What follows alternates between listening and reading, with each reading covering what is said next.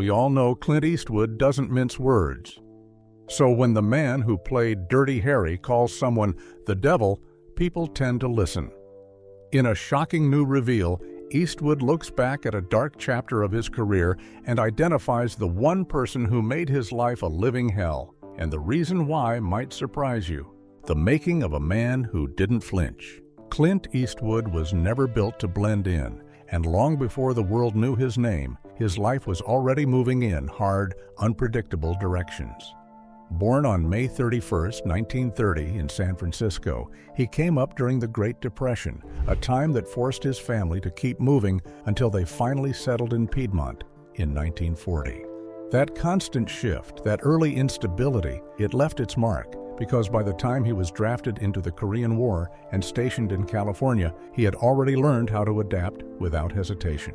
Once he was discharged in 1953, he didn't waste time. Hollywood was calling, and he answered, stepping into a system that didn't immediately see what he would become. A screen test with Universal in 1954 gave him a short-lived contract, but the roles that followed were small, almost forgettable, appearances in films like Tarantula and Revenge of the Creature. Then, just as quickly as it began, it stalled, and his contract was dropped. For a while, he drifted through television, taking whatever came his way, waiting for something that would stick. That moment finally came in 1959 when he landed the role of Rowdy Yates in Rawhide. It wasn't just a job, it was a foothold, something steady, something visible, and it kept him in front of audiences long enough for something bigger to take place. While Rawhide built his presence in America, something else was happening overseas that would change everything. In Italy, director Sergio Leone saw something different in Eastwood, something sharper, colder, more controlled, and cast him as the man who barely spoke but never hesitated. The man with no name. Across 3 films, A Fistful of Dollars for a Few Dollars More, and The Good, the Bad, and the Ugly, Eastwood didn't just play a gunfighter, he defined one. The quiet, the stillness, the sense that violence could arrive at any second, it all clicked. By the time those films reached the United States in 1967, they didn't just succeed, they hit hard, and Eastwood walked out of them as a full-fledged star. He didn't slow down after that. With Hang 'Em High in 1968, he stepped into American westerns on his own terms and formed his production company, Malpaso, taking control in a way most actors at the time didn't. Around the same period, he began working with Don Siegel, a collaboration that would teach him how to direct without ever making a show of it. Film by film, from Coogan's Bluff to Two Mules for Sister Sarah, the Beguiled, and later Escape from Alcatraz, Eastwood was learning, observing, and storing it all. Then came Dirty Harry in 1971, and everything locked into place. Harry Callahan wasn't polished or idealized. He was direct, relentless, and completely sure of his own code. The film didn't just succeed, it exploded, turning that character into a cultural force and launching a series that kept audiences coming back. Lines like, "Go ahead, make my day," didn't feel scripted, they felt like a warning. At first, critics didn't quite embrace him. His acting was too minimal, too stripped down, but audiences saw something else, something steady and unshakable. He became the face of the tough loner, a man who didn't explain himself, didn't soften his edges, and didn't ask for approval. Over time, that same approach began to shift. He started pulling those characters apart, questioning them, exposing the cost behind the violence and the silence. By the time Unforgiven arrived in 1992, that evolution was impossible to ignore. Eastwood stepped into the role of a former gunfighter, forced back into a life he tried to leave behind. And this time there was no glamour in it, no clean heroism, just consequence. The film didn't just land, it stayed, earning him Academy Awards for both the film and his direction.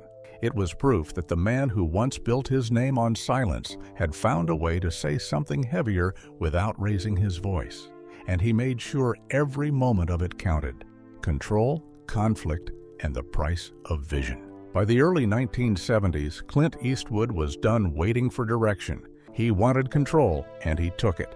He stepped behind the camera with Play Misty for Me in 1971, a tight, unsettling thriller that made it clear he understood tension just as well as he understood silence, then pushed forward with High Plains Drifter and The Eiger Sanction, building a rhythm where he wasn't just the face on screen, but the force shaping everything around it. That control was tested when he took over the outlaw Josie Wales in 1976. Stepping in after Philip Kaufman's exit and turning the film into something more personal. The story followed a Missouri farmer pulled into violence after his family is taken from him. And this time, Eastwood didn't lean into myth alone. He gave the character weight, grief, and something closer to humanity. With Bruce Surtees behind the camera and Chief Dan George grounding the story with authority, the film softened the edges of his usual Avenger and made him feel real in a way audiences hadn't seen before. He kept moving, shifting tone without losing grip. In The Gauntlet, he played a detective dragging a key witness across dangerous ground toward an Arizona courtroom, the energy fast, the danger constant. Then he flipped it with Bronco Billy, stepping into the worn boots of a struggling showman running a small Wild West act, where humor and vulnerability replaced gunfire, and his connection with Sandra Locke added a different kind of pull. From there, Firefox dropped him into Cold War tension as a pilot stealing advanced Soviet technology, while Honky Tonk Man slowed everything down, placing him in the Great Depression as a fading country singer chasing one final shot at the Grand Ole Opry before time ran out. After stretching into those spaces, he circled back to what audiences knew him for, directing Sudden Impact in 1983 and stepping again into the world of Dirty Harry, this time alongside Locke as a woman driven by revenge. Then came Pale Rider, a Western that leaned into something almost spiritual, where his presence alone carried the story and reminded audiences why that image still held power. It stood out in a decade where Westerns struggled to find their footing and proved he could still command that space without forcing it. He didn't settle. In Heartbreak Ridge, he played a hardened Marine shaping a reckless group of recruits into something disciplined, pulling them toward the real-world conflict in Grenada, while White Hunter Blackheart pushed into riskier territory, with Eastwood stepping into the skin of John Huston, capturing the man's intensity and obsession during the making of The African Queen. At the same time, his love for music found its way into Bird, a tribute to Charlie Parker, and the documentary Thelonious Monk. Straight, no chaser, showing a side of him that had nothing to do with guns or grit, but still carried the same focus. Off-screen, he stepped into public life, taking on the role of Mayor of Carmel, California in 1986, serving for 2 years and proving that his need for control and direction extended beyond film sets. Then came $1 Million Baby in 2004, and everything tightened again. He played a worn-down trainer carrying the weight of a broken relationship with his daughter, drawn into the life of a determined young boxer played by Hilary Swank. And as her rise built towards something hopeful, the story turned, forcing a question that stayed long after the credits ended.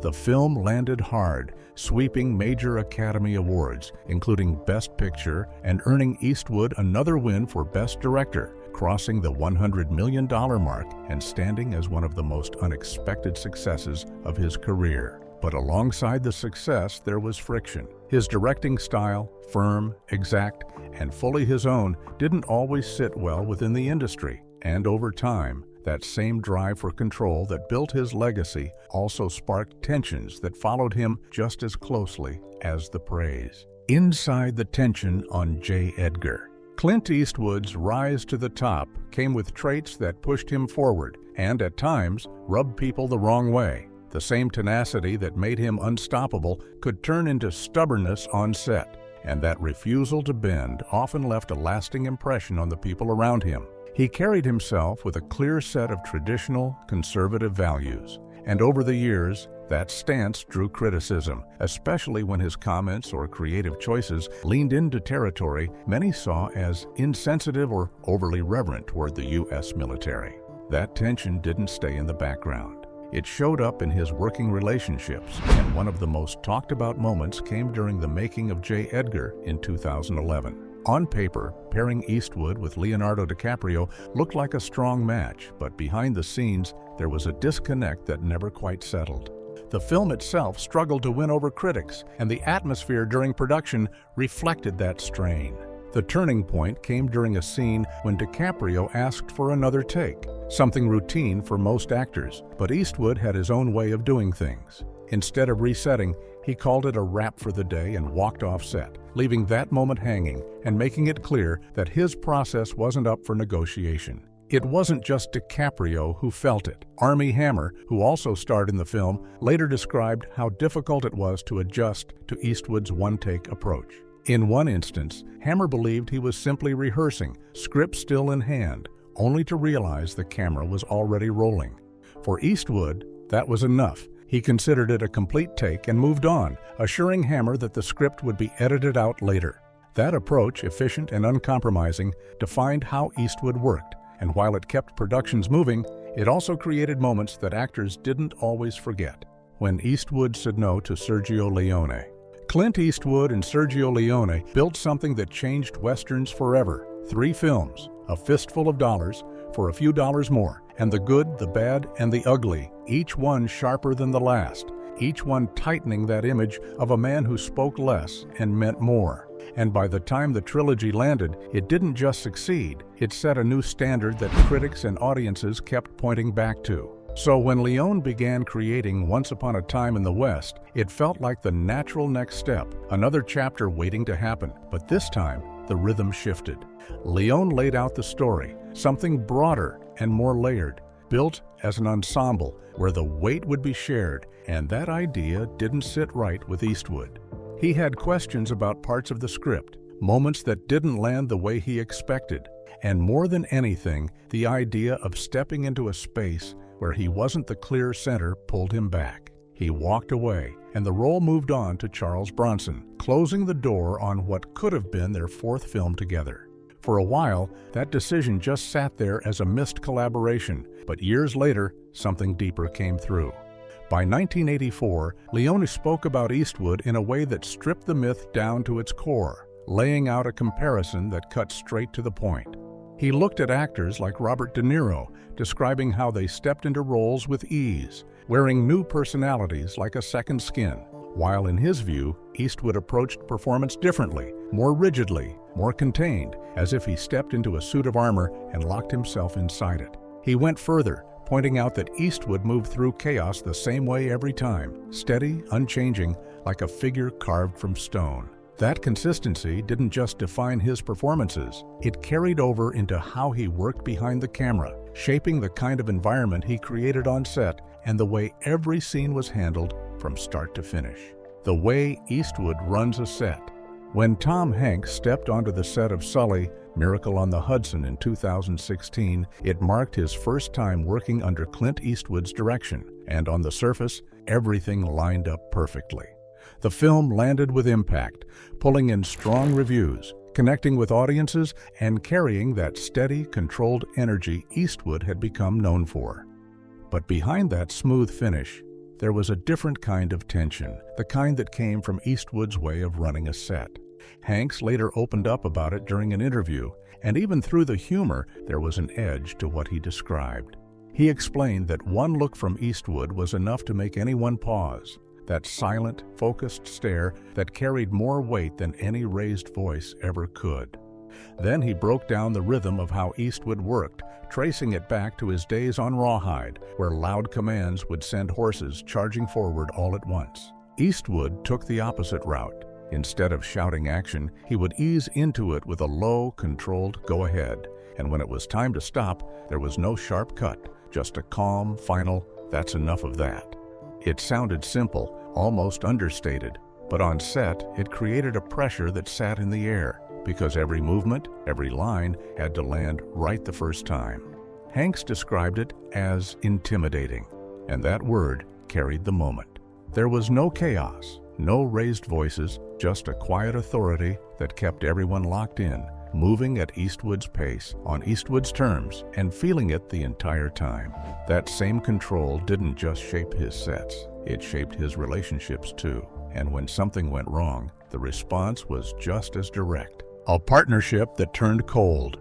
Clint Eastwood and Fritz Mainz went all the way back to the 1940s, two teenagers crossing paths long before Hollywood entered the picture, and decades later, that connection turned into a working relationship that seemed solid on the surface. Through the 1970s and 1980s, Mainz stayed close to Eastwood's world, moving across roles as a producer, assistant director, and stunt performer, even stepping into small acting parts. And across 13 films, everyone tied to Eastwood. It looked like a partnership built on trust and history.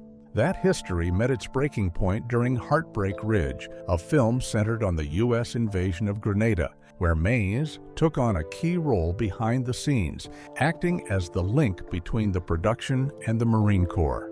The film depended on that connection, but once it was released, the response from military officials hit hard. The Marines, along with the Department of Defense, publicly distanced themselves, pointing to inaccuracies and misrepresentation, and in that fallout, the blame shifted directly onto Mainz. Eastwood made his decision quickly. He held Mainz responsible for the damage and cut ties with him, ending both their professional relationship and Mainz's long run within his production circle. For Mainz, that ending came with a bitter reflection, describing the experience as one where recognition was rare, where even the smallest credit felt out of reach unless everything aligned perfectly. Then the story took a darker turn. In later accounts, Mainz claimed he had witnessed a moment inside Eastwood's private life, describing an incident involving Eastwood and his first wife, Maggie Johnson, an allegation that carried serious weight and immediate backlash. Eastwood responded with force, filing a $10 million libel lawsuit, pushing back against the claims and drawing a clear line. His legal team reinforced that stance, presenting him as both a major figure in the industry and a committed family man. And just like that, what began as a decades-long connection between two men ended in dispute, accusation, and a final split that left nothing of the original bond intact. The comment that crossed the line. When American Sniper hit theaters, it didn't just draw attention, it pulled in strong reactions from every direction, and while audiences turned out in huge numbers, the conversation around the film carried a sharper edge. At the center of that backlash was filmmaker Michael Moore, a voice known for challenging America's military actions and gun culture. And this time, he didn't hold back. Around the film's release, Moore put his thoughts out plainly, pointing to his own family history and saying his uncle had taken out a sniper during World War II, adding that he had grown up seeing snipers as cowards, people who struck from behind, and he made it clear he didn't see them as heroes. For Moore, the issue wasn't just the story on screen, it was what he believed the film represented, a portrayal that leaned too far into praise for snipers and America's presence overseas. That tension followed Eastwood into a public setting at CinemaCon in Las Vegas, where the mood started light but quickly shifted. He addressed the chatter directly, telling the audience that people had been saying he was going to kill Michael Moore, brushing it off at first, letting the room laugh, then adding with a colder edge that it wasn't a bad idea. The tone stayed balanced between humor and something harder to read. And he continued, bringing up a past question about what he would do if someone like Moore showed up at his home with a camera crew, referencing Charlton Heston and the way Moore had approached him during a vulnerable time. Eastwood leaned into that scenario, suggesting that if someone stepped onto your property and started filming, you had the right to respond with force. And just like that, the moment landed with a weight that didn't fade easily. Moore was in the room when it happened, and later he confirmed it himself, sharing that Eastwood had said he would kill him if he ever showed up at his house with a camera. Even then, Moore chose to read it through a different lens, admitting the comment caught him off guard, but deciding in the moment that Eastwood was aiming for humor, leaving the exchange hanging in that uncertain space where a joke and a warning start to blur. Moore chose to read it through a different lens, admitting the comment caught him off guard, but deciding in the moment that Eastwood was aiming for humor, leaving the exchange hanging in that uncertain space where a joke and a warning start to blur. But long before public clashes and sharp remarks, there were moments where tension stayed closer, unfolding behind the scenes and slipping into personal territory. A love triangle that spilled off-screen. In 1968, Deep in eastern Oregon, Paint Your Wagon was rolling cameras on a story about love, loyalty, and betrayal. And somewhere between the script and reality, the lines started to blur. Jean Seberg played a young woman caught between two men, one older, one younger, and off-screen. That same tension found its way into real life as she and Clint Eastwood, married at the time, grew close in a way that didn't stay hidden for long. Word spread fast, and it didn't take long before it reached Romain Gary, Seberg's husband, a respected author and France's consul general in Los Angeles. He didn't stay away. He came to the set, confronted the situation head-on, and when Seberg admitted there was an attraction, the moment escalated. Gary, fueled by anger and pride, challenged Eastwood to a fight, something direct, almost ritualistic, proposing they meet at sunrise in the set's kitchen and settle it with their fists. Eastwood made his decision just as directly. He stepped back from the challenge, looking at the bigger picture, aware that any injury, any delay, could stall production on a film already carrying heavy costs, and he wasn't willing to take that risk. The confrontation dissolved without the clash Gary had called for, leaving the tension hanging in the air rather than spilling into action.